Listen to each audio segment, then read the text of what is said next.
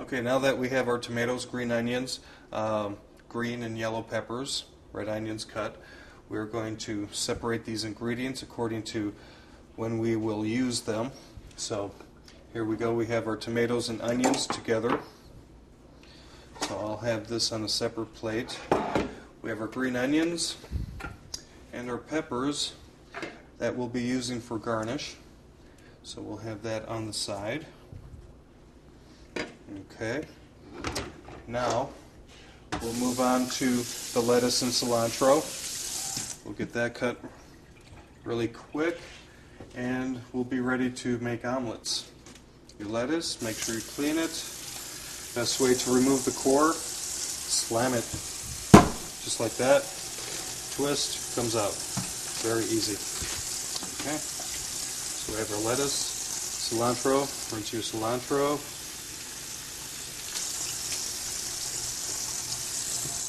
Okay, for the lettuce, maybe half a head.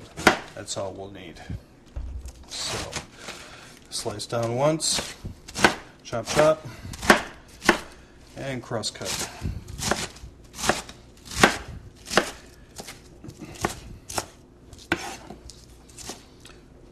Put this on a separate plate.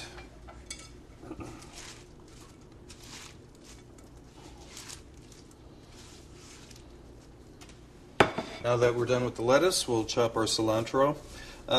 We don't need a whole lot, so instead of taking the leaves off the stems, I'm just going to cut down about yay.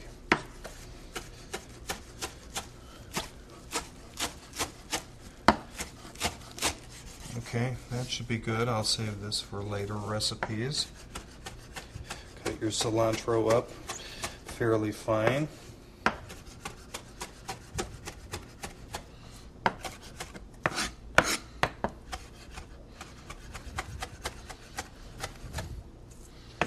Okay, that should do it. We'll set that aside.